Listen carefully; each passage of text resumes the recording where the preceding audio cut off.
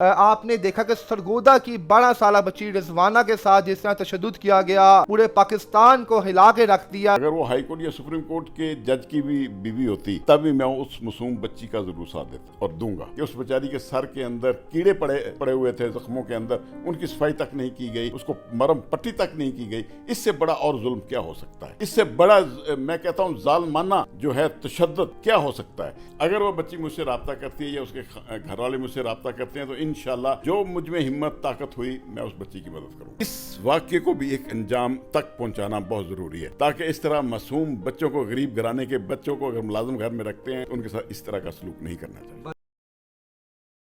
जी अस्सलाम वालेकुम नाज़रीन, मैं हूं आपका मेज़बान इर्तज़ा भट्ट और आप देख रहे हैं आरपी प्रोडक्शन। नाज़रीन, आपने देखा कि सरगोदा की 12 साला बच्ची रिजवाना के साथ जिस तरह तशद्दुद किया गया, पूरे पाकिस्तान को हिला के रख दिया। जिनके घर बच्चे थे जनाब, जिन माओ के घर बच्चे थे, बेटियां थी, उन्होंने अपने कानों को हाथ लगा दिया और बददुआएं दी उस सोमिया खातून को जिसने जानवरों से बुरा तशद्दुद किया। और सबसे जो हैरान कुन बात थी, इसका जो मुजरिम था कोई अनपढ़ शख्स नहीं था, सिविल जज था। सिविल जज, आपको पता है कि ये लोग कितने हाईली एजुकेटेड होते हैं, इनकी फैमिलियां कितनी पढ़ी लिखी होती हैं। अगर पढ़ा लिखा शख्स ये काम कर सकता है तो अनपढ़ शख्स से आप क्या तवक्को रखेंगे। हमारे साथ आफ्ताब बाजवा साहब मौजूद हैं जो एडवोकेट हैं, किसी तारुफ के मुहताज नहीं। इनसे पूछेंगे कि वो इस केस के बारे में क्या लबकुशाई करेंगे। इनकी डिपार्टमेंट का बंदा जो है वो अब इसमें मुलव्वस पाया गया। क्या आफ्ताब बाजवा साहब उस बच्ची के हक में अभी भी खड़े होंगे या अपने उस शख्स को बचाने के लिए जनाब जो है उस सिविल जज के साथ जो है वो उसका सिविल जज का साथ देंगे? सुनते हैं आफ्ताब बाजवा साहब क्या कहते हैं इस केस के बारे में। अस्सलाम वालेकुम सर। जी वालेकुम सलाम। जी बाजवा साहब, लोग आपको जो है बड़ा याद करते हैं कि बाजवा साहब जिस केस में हाथ डालते हैं उसमें इंसाफ जो है, इंसाफ का पलड़ा जो है वो सामने रखते हैं और मुजरिम को कैफे किरदार तक पहुंचाते हैं, सामने बेशक शहबाज शरीफ ही क्यों ना हो। तो इसमें तो जनाब आपकी हम बरादरी पल्लजों का जो है शख्स शामिल है, सिविल जज साहब शामिल है, उनकी बीवी जो है आसमा जो है वो इसमें शामिल है। क्या कहेंगे आप? सोमिया शामिल है इसमें। देखिए, मैं गुजारिश करूंगा, आप सिविल जज की बात करते हैं, अगर वो हाई कोर्ट या सुप्रीम कोर्ट के जज की भी बीवी होती तब भी मैं उस मासूम बच्ची का ज़रूर साथ देता और दूंगा। इसलिए कि उस मासूम बच्ची के इमदाद करने के लिए लोग शायद खौफजदा होंगे कि जी जज की बीवी है ये क्या है। सॉरी, इस मुल्क में आर्टिकल 25 के तहत तमाम सिटीज़न बराबर हैं और हमारे पास भी जब भी को आता है, मैंने शहबाज के खिलाफ भी केस किए हैं, मैंने जाली डिग्रियों वाले MNA MPA फारग किए हैं, कई मिनिस्टर फारग किए हैं और शुक्र अल्हम्दुलिल्लाह, और 100 बच्चों वाला केस किया, ज़ैनब केस किया और बड़े बड़े केस किए हैं। लेकिन इस मासूम बच्ची के मतलब जो तशद्दुद किया गया, जो पता चला है कि उस बेचारी के सर के अंदर कीड़े पड़े हुए थे, जख्मों के अंदर, उनकी सफाई तक नहीं की गई, उसको मरम पट्टी तक नहीं की गई। इससे बड़ा और जुल्म क्या हो सकता है? इससे बड़ा मैं कहता हूँ जालमाना जो है तशद्दुद क्या हो सकता है?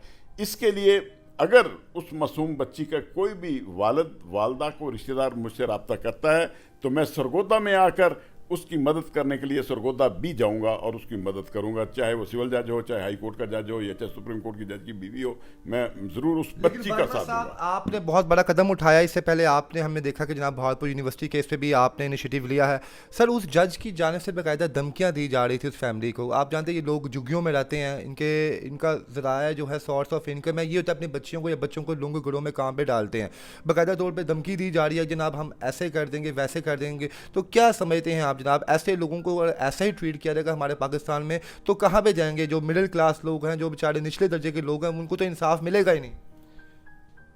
भट्ट साहब, मैं आपसे एक गुजारिश करूंगा, अगर आप लोगों का या सुनने वालों में से किसी का भी रब्ता उस मासूम बच्ची के वालिदैन से हो जाए, उनको मेरे तक एक दफ़ा पहुंचा दें या मुझे उनका एड्रेस दे दें, मैं खुद सरगोदा जाकर उनको मिल के हौसला दूंगा। जब उनको ये पता होगा कि उनके साथ कोई खड़ा है तो इंशाल्लाह उनको इंसाफ भी दिलाऊंगा। बाजवा साहब, आप तो बड़ी खूबसूरत शख्सियत हैं, कोई शख्स भी यहाँ पे आए तो वो आपकी गुफ्तगू से लुत्फ़अंदोज़ होता है, आपके हिलाक से लुत्फ़अंदोज़ होता है। तो क्या समझते हैं आपके जो पेशे के जो बाकी लोग हैं, क्या वो आपकी तरह क्यों नहीं है? जो सिविल जज का जो वाक़या है, इसने तो एक एतमाद ही उठा दिया है कि यार ये शायद हर शख्स ऐसा है। तो क्या कहेंगे उस शख्स के लिए और उसकी बीवी के लिए क्या कहेंगे जो उसकी बच्ची के सर पे जो है फुटबॉल मारती थी, उसकी आंखों पे वो उंगलियां दबाती थी, उसको चमचों से, डंडे से, सोटों से मारती थी। इवन इसको जो बच्चे थे वो उसके आते जाते उसके सर पे जो है ठुड्डा मार के जाते थे। तो क्या समझते कि हम लोग तलीम से महरूम हैं, हालांकि देखा जाए तो उसकी पूरी फैमिली एजुकेटेड है? नहीं, मैं ये समझता हूँ कि शायद जो जज साहब की बीवी है वो भी अपने आप को बहुत बड़ी कोई शख्सियत समझ न लग गई थी।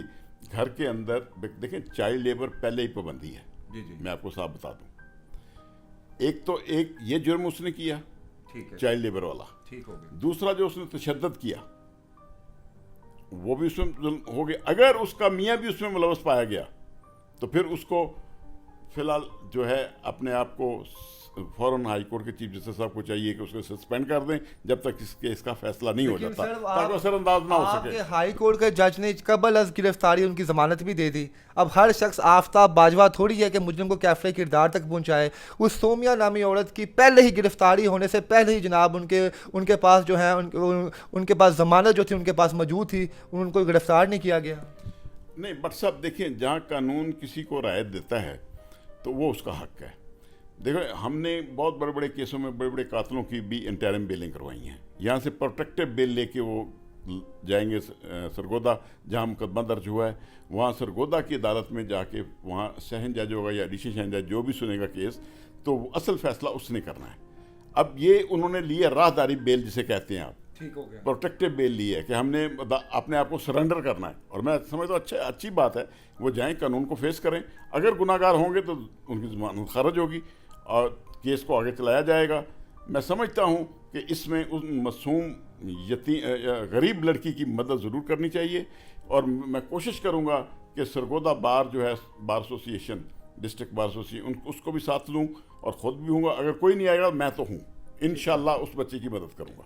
बाजवा साहब, इस बच्ची को कानूनी तौर पे क्या, सॉरी, इस सोमिया नामी औरत को अगर वो गिल्टी पाई जाती है, कसूरवार निकलती है पूरी एविडेंस के साथ, तो उसको कानूनी तौर पे क्या सज़ा मिलेगी? देखिए, वो जो उसका मेडिकल हुआ है, जी जी, मैं समझता हूँ उसमें सेक्शन 337A, अगर उसके को हड्डी में कहीं फ्रैक्चर है या किसी जगह पे सर, उसके हाथ की हड्डियां टूटी हुई हैं, टांग की हड्डियां टूटी हुई हैं, जो रिपोर्ट के मुताबिक है। उसका मसाला जो है वहाँ पे उसको पेशाब नहीं आ रहा उस बच्ची को, और दिमाग पे उसके कीड़े पड़े हुए, तकरीबन 30% उसका दिमाग जो है वो खत्म हो चुका है। जितनी वो जो फ्रैक्चर आप बता रहे हैं उसमें तो 337(6) भी लगता है, 5 भी लगता है। उसमें सज़ा जो है वो 5 साल 7 साल तक है। ठीक है, अगर उसका कोई उज़ू काम करना छोड़ गया है, ठीक है, जैसे आपने बताया कि मसाना काम नहीं कर रहा है या को किडनी को अफेक्ट हुआ है, तो इख्तलाफ सलाहियत उज़ू हम उसे कहते हैं, जी जी, तो उसमें जो है 14 साल तक सज़ा है। यानी कि किसी भी सूरत में जो है इसकी माफ़ी नहीं है। अगर ये सबूत निकल आते हैं, एविडेंस निकल आते हैं इसके खिलाफ और ये गिल्टी पाई जाती है मुलजमा, तो इसको 14 साल सज़ा कन्फर्म है। देखिए, कानून के अंदर बच्चा जो होता है वो एक बहुत बड़ा गवाह होता है। ठीक है, देखिए, जब आदमी जवान हो जाता है, 100 झूठ बोलता है, 100 दुनियादारी में फिरता आता जाता है, लेकिन बच्चे के मतलब ये कहा जाता है कि वो मासूम है और सच्चा है, और उसकी एविडेंस के ऊपर इनको सज़ा हो जाएगी।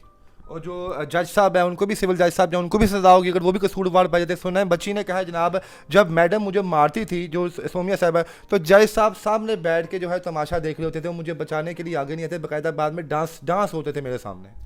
मैं समझता हूँ इसमें उनकी कनाइवेंस शामिल है। जब उनकी ये कनाइवेंस उसमें शामिल है तो कनाइवेंस के बंदे को भी उतनी ही सज़ा होती है जितनी मिन मुल्ज़म को होती है, जिसको 109 में आप कहते हैं। एक 109 होता है जो मशवरा दे के बंदे को बेते जाओ, उसको मारो। एक होता है सामने बैठा है, देख रहा है, जुर्म तो हो रहा है उसका, आप जज हैं, देख रहे हो तुम्हारी बीवी जुर्म कर रही है तो उसको रोको। नहीं रोका तो वो भी उतना ही जिम्मेदार होगा जितनी उसकी बीवी है। अच्छा बाजवा साहब, हमने देखा कि वज़ीर आला पंजाब मोहसिन नकवी साहब भी गए हैं, मरियम नवाज साहबा भी गई हैं, और बड़ा अच्छा लगा जनाब इन्होंने बच्ची गरीब के सर पे हाथ रखा है। लेकिन उनको कोई गवर्नमेंट की जानिब से कोई वकील नहीं मुहैया किया गया, कोई लॉयर नहीं दिया गया, कोई ऐसा शख्स नहीं दिया गया जो उनकी रहनुमाई करे। वो बेचारे अपने तौर पर अदालतों में जाते हैं, धक्के खाते हैं और वापस आ जाते हैं। तो क्या समझते हैं कि गवर्नमेंट को, ये तो आपका बड़ा पन है कि आप इस केस को हैंड ओवर कर रहे हैं, इस केस को ले रहे हैं, क्या आपको नहीं लगता गवर्नमेंट लेवल के तौर पर भी गवर्नमेंट को एक ऐसी उनको टीम देनी चाहिए, लीगल टीम, जो उनके मामला देखे? जी बिल्कुल, मैं ये गुजारिश करूँगा आप भट्ट साहब आपके ही चैनल के ज़रिए कि अगर उस बच्ची का कोई वकील नहीं है या वकला थोड़ा सा, हम ठीक आप कहते हैं कि हम जजेस और वकील एक ही जिस्म हैं और एक दूसरे का बड़ा हया भी करते हैं, लेकिन हो सकता है वकील कुछ खाइफ भी हों, जज की बीवी है, जज का ख़ानदान मुलवस है, लेकिन मैंने अल्लाह को जवाब देना है।